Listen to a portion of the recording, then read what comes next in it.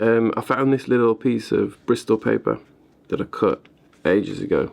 So I thought I'd just do a little mandala to get back into the swing of things. So we'll draw a circle right in the middle.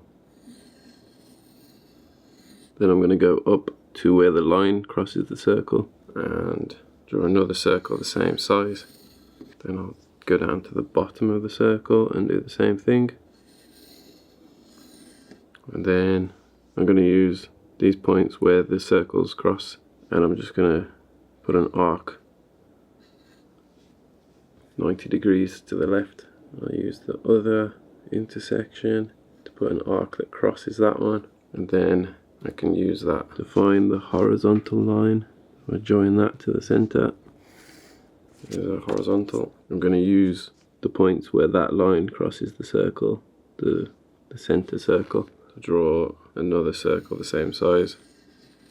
I'll go over to the right and do the same thing. And then now we can use these points where the outer circles cross to tell us where 45 degrees is. We'll just connect them together. Make sure they go through the center. Should I go all the way out here? Yeah, why not? Just extend it out as far as it'll go. Now I'll put the compass right in the middle and open it up until it meets that point where these circles cross. And I'm going to draw a circle. It goes around like that. And then I'm going to use those points as my those intersections as the center of my next 4 circles. So they're the same size that I just set it to. So we'll go from that one and straight across to this one, down to this one, and finally bottom left. And then the last thing I'm going to do for this grid is put the compass back in the middle and open it up to the point where this line crosses the big circle that we just drew.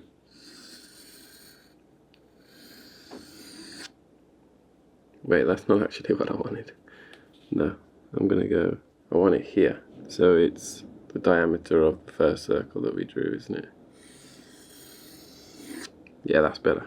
Alright, now I'm just going to use this grid to sketch out a mandala. So where shall I start on this? It's always good to start in the center, isn't it? Ooh, actually, I've done this kind of thing before and it always looks a bit weird. It's nice to put something in the center instead. Maybe I'll put kind of like a teardrop inside of each one.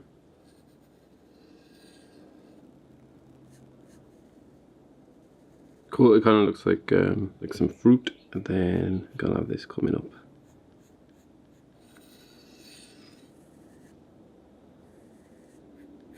Have like another teardrop coming out of here, so go and loop around that point there. Now this will come up. I'll do another line here, then like another kind of teardrop thing here. Feels quite alien to me. Like I mean, like it feels extraterrestrial, you know, like it's some kind of alien organ or something. I'm gonna make this, instead of being quite so sharp, I'm gonna turn this into a petal. So just put a nice curve on it. Then I'll have it come to about like halfway inside of this ring and just curve it around like that. I'll do the same on all of them. Gonna do another petal that comes to like here. I'll just do it inside that ring that's already there. Out here, just gonna do another petal. I'm gonna try and make this look a bit like a leaf, I think. It's looking very organic, isn't it? So it's like half fruit, half flower, half alien. I don't know, these are the things I see. And then I'll put like another petal on there.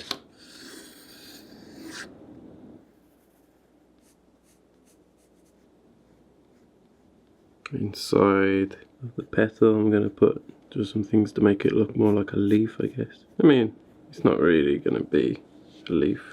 It's kind of just a hint that it is like a leaf. It's an abstract leaf. Inside of here, add a little bit more detail. Cool. I think it's ready for ink now. So yeah. Oh, you know what else? I want to add a little bit here. These are always cool. There she is, ready for ink. I was sick while I was drawing this, hence the dodgy voice. It's a funny old thing being sick. Your body just shuts down and it's like, man, I can't do this right now. The mind usually stays perfectly healthy, telling the body to stop being such a wuss, get up already. But the body's tired and all it wants to do is sleep. So you let it rest, even though the mind is bored. It's no good being sick. It used to be great when you were a kid.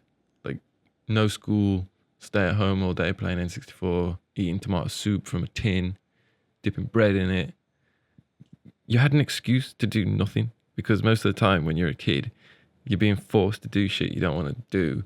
So it's just a great escape from that. When you're grown up, no one's telling you what to do anymore. You get to choose what you do. And most of the time it's something good. So it sucks when something stops you in your tracks. This was a pretty lengthy cold for me.